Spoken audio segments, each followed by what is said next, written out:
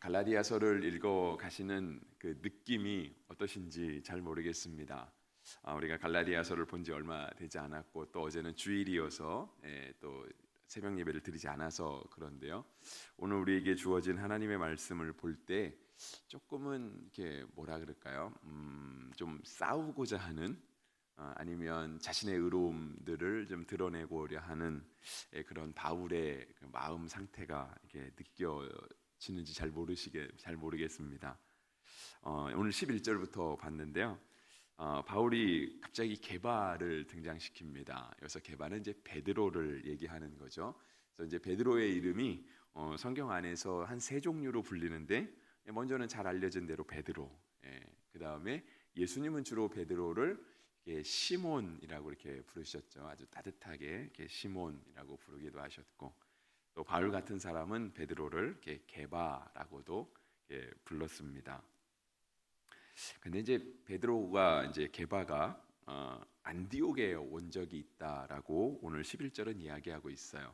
근데 이제 게바가 안디옥에 왔는데 안디옥은 이방 지역에 해당했습니다. 그러니까 이스라엘 땅 안이 아니고 이스라엘보다 조금 더 북쪽 지역으로 아마 사도 바울이 선도 여행을 시작한 그 안디옥 교회를 얘기하는 것이 아닌가라고 하는 생각이. 어쨌든 그 지역도 이방 지역인 건 사실입니다.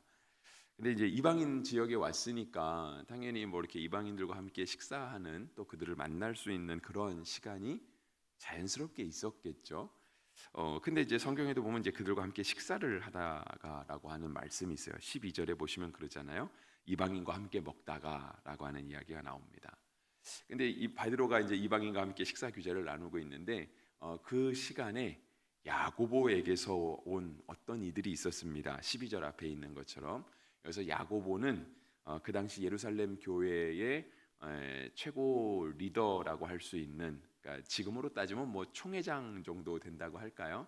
그러니까 그 당시 초대교회에 예루살렘에 본부가 있었다라고 한다면 그 본부를 맡고 있는 그런 최고 리더십이라고 볼 수 있겠습니다. 예수님의 제자는 아니었고요. 왜냐하면 예수님의 제자 야고보는 일찍 순교를 당하기 때문에 아마 이 당시에는 아마 없었을 거라고 보고요. 주님의 동생 야고보로 보고 있습니다. 근데 그들이 보낸 사람이 온 거예요. 당연히 유대인이었겠죠. 오늘 본문에서도 15절에 보면 우리는 본래 유대인이요 이방 죄인이 아니로되라고 하고 있으니까 분명 유대인들이 왔을 겁니다. 유대인들이 이방 지역에 세워진 교회에 오게 된 거예요. 총회장님이 파송한 사람들이 몇 명 오게 된 거죠. 그랬더니 베드로가 갑자기 밥 먹는 자리에서 일어나서 자리를 뜬 거예요. 근데 베드로만 있었다라고 되지 않고 13절에 보면 남은 유대인들도 있었다라고 된 거죠. 그러니까 유대인들이 이방인과 함께 밥을 먹다가 우리가 본부에서 온 사람이 왔을 때 우리가 이방인과 교제했다라는 사실을 굳이 들키고 싶지 않은 거죠. 행여라도 문제가 될 수 있을까 봐. 그래서 이제 그냥 그 자리를 급하게 떴다라고 하는 거예요. 그거를 바울이 보았다라고 하는 겁니다. 그러니까 이제 바울이 이제 베드로와 남은 유대인들을 책망했다라고 하는 거예요. 왜냐하면 우리가 그리스도 안에서 이방인도 없고 유대인도 없는데 하나님은 우리를 차별하지 않으시잖아요. 갈라디아서 뒤에 넘어가게 되면 갈라디아서는 남자나 여자나 이방인이나 유대인이나 종이나 자유인이나 다 그리스도 안에서 하나다라고 말할 정도로 우리에게 해방과 자유를 선포해 주거든요. 근데 그 해방과 자유가 인권을 존중한 해방과 자유가 아니고요. 그리스도 안에서 복음 안에서 누리는 해방과 자유입니다. 그러니까 더 이상 어떤 혈통적인 장벽들이 복음을 가로막을 수 없다라고 하는 거거든요. 심지어 혈통적인 장벽만이 아니라 율법의 장벽도 복음 전파를 가로막을 수 없다라고 하는 것, 이것이었습니다. 그래서 바울은 그 마음으로 그러니까 그는 전 세계를 돌아다니면서 복음을 전할 수 있었던 거예요. 만약에 바울의 마음에서도 이방인들은 복음을 들어서는 안 된다라고 하는 그런 폐쇄적인 마음이 있었거나 복음을 믿기는 믿되 그래도 율법을 지켜야 된다라고 하는 율법에 매여 있는 사람이 있었다. 만약에 그런 사람이었다라고 한다면요, 바울은 가는 곳마다 물론 첫 번째는 복음을 전해야 됐겠죠. 왜냐하면 우리의 구원은 복음에서 나는 거니까. 그리고 복음을 전한 다음에 그 다음에는 율법을 가르쳤어야 될 거예요. 왜냐하면 그것이 필요하다라고 했으면. 근데 이제 바울은 결론적으로 그렇게 얘기하지 않습니다. 결론적으로 그렇게 얘기하지 않고요.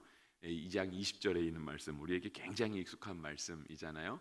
암송하시는 분들도 있을 거라고 이야기를 하는데, 생각을 하는데, 내가 그리스도와 함께 십자가에 못 박혔다라고 하는 거죠. 그러니까 나는 그리스도와 함께 죽었다라고 하는 거예요. 예수님이 돌아가신 이유는 밖의 입장에서 볼 때는, 외부인의 입장에서 볼 때는 로마에 대한 반역죄이었습니다. 그래서 예수님이 십자가에 못 박힐 때도 그의 죄패가 유대인의 왕이다 되어 있고요. 예수님이 빌라도 앞에, 그러니까 그 당시 우리 맨날 사도신경에 등장하는 그 본디오 빌라도 총독이었잖아요. 로마에서 파송된 유대 지역의 최고 통치자였습니다.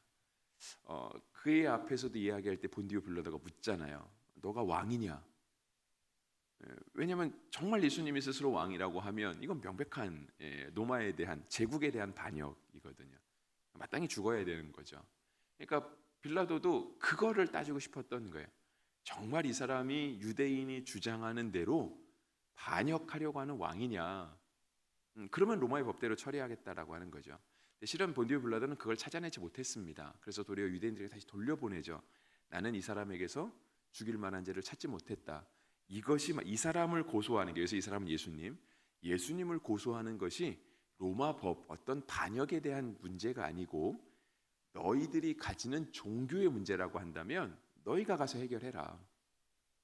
근데 종교법으로는 그 당시 로마가 지배하고 있으니까 사람을 죽일 수 있는 권한이 없는 거예요. 그러니까 유대인들이 예수님을 진짜 죽이고 싶은데 죽일 수 있는 법이 없거든요. 그러니까 자꾸 반역죄를 씌워갔던 거예요. 그런데 유대인들에게, 외부 입장에서 볼 때는 반역죄였지만 유대인들 입장에서 볼 때 그들이 예수님을 죽이려고 했던 것은 신성모독이었습니다. 신성모독. 그래서 유대인들이 간혹 그 얘기를 하잖아요. 예수님을 향하여 봐라, 신성모독이로다.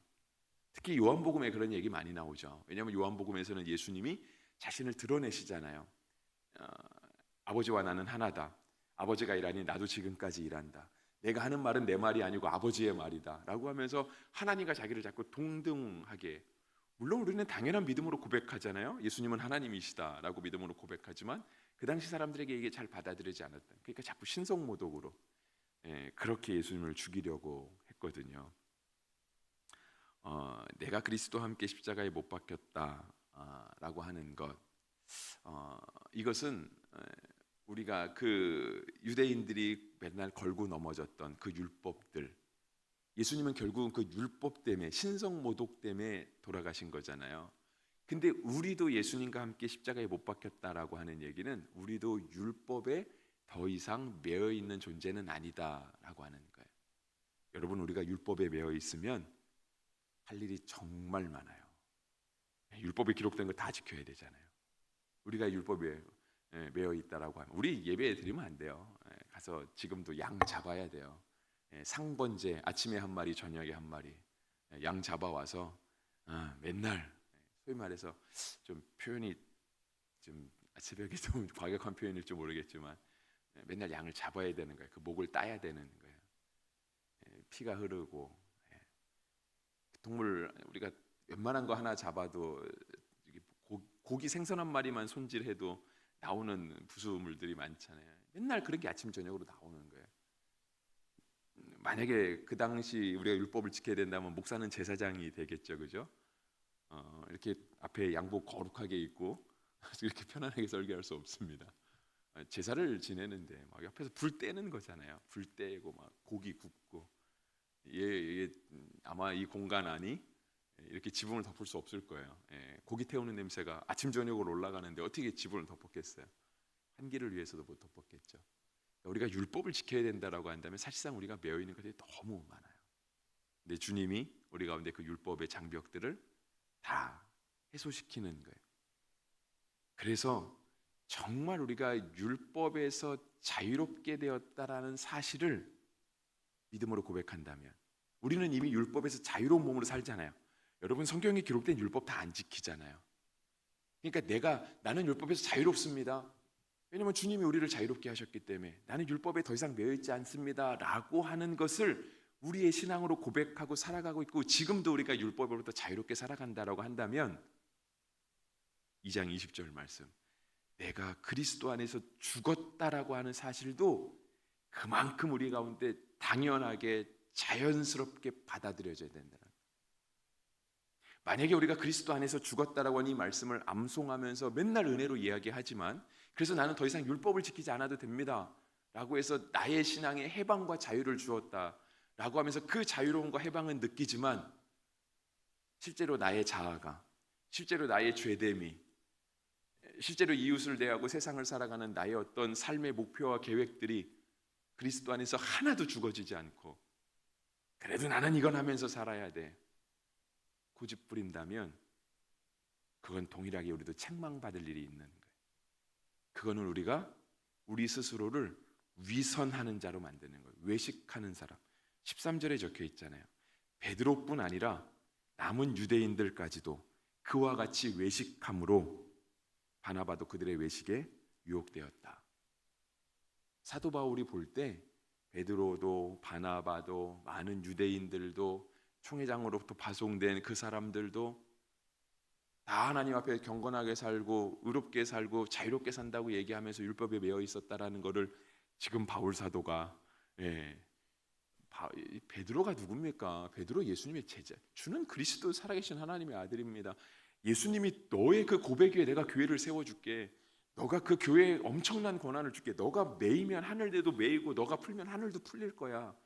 엄청난 권한을 받은 사람이 베드로예요. 천주교에서는 아직도 일대 교황이 베드로 아닙니까? 로마에 가면 베드로 대성당이 있잖아요. 그런 위대한 인물을 지금 바울이 지적하고 있는 거예요. 왜죠? 그리스도와 함께 죽었다며. 근데 왜 자꾸 외식해? 그거예요. 자유는 자유대로 다 누리고 싶어 하면서 왜 자꾸 외식하는 삶을 살아? 바울이 지금 그거 지적하고 있는 거거든요. 근데 그 지적이 오늘 우리에게도 유효하다라고 하는 거예요. 갈라디아서 2장 20절 말씀을 우리가 구원의 확신으로 외우잖아요. 나는 그리스도와 함께 죽었습니다. 이제 내가 사는 건 육체 가운데 사는 거 아닙니다. 나는 그 안에서 정말 나를 사랑하신 그 사랑 안에서 내가 살아가고 있는 겁니다. 정말 이것이 우리의 신앙의 고백, 우리의 성도의 정체성을 보여주고 정말 우리의 삶을 규정해 주는 말씀이라고 한다면 정말 그리스도 안에서 죽어야 되는 거예요. 나 지키기 어려운 거, 나 이제 율법 안 지켜도 돼요 라고 하는 해방감을 얻는 것과 동시에 정말 그리스도 안에서 죽어야 될 내 모습을 매일같이 십자가에 못 박는. 왜냐하면 매일같이 십자가에 못 박지 않으면 자꾸 올라오잖아요. 막 소위 말해서 성질이 올라오잖아요. 육신의 모습들이 올라오잖아요. 매일 못 박아야 돼요. 매일. 그래야 우리가 제대로 믿는 거예요. 되게 은혜로운 말씀인데 제가 되게 은혜롭지 않게 복음을 전하는 것 같아서 21절, 하지만 사도 바울이 이렇게 얘기를 해요. 내가 하나님의 은혜를 패하지 아니하노니 만일 의롭게 되는 것이 율법으로 말미암았으면 그리스도께서 헛되이 죽으셨느니라 했어요. 우리가 아직도 율법에 매여 살고 있다라고 한다면, 아직도 우리가 외식하는 자로 살고 있다라고 한다면, 예수님 앞에 혼난 사람들, 바리새인들, 사두개인들, 서기관과 장로들, 그 당시 종교 지도자들이요, 예수님께 혼난 건 다른 거 아니에요. 외식했기 때문에 혼나는 거예요. 성경 잘 알고 있었잖아요. 여러분, 바리새인들은 진짜 대단한 사람들이었어요. 율법을요 글자 그대로 지키려고 했던 사람들이 바로 바리새인이었어요. 우리는 율법을 이거 못 지킵니다. 우리는 못합니다. 우리는 지킬 엄두도 못 내는데요, 바리새인들은 왜 못 지키냐? 하나님 말씀하신 건데 지켜야지. 지키겠다 결단을 하고요, 정말 토시 하나 안 틀리게 율법을 지키려고 했던 그런 사람들이 바리새인들이었어요. 하나님 앞에 굉장한 열정을 가진 사람들이었어요. 근데 그들이 왜 자꾸 혼나냐면 외식한다고.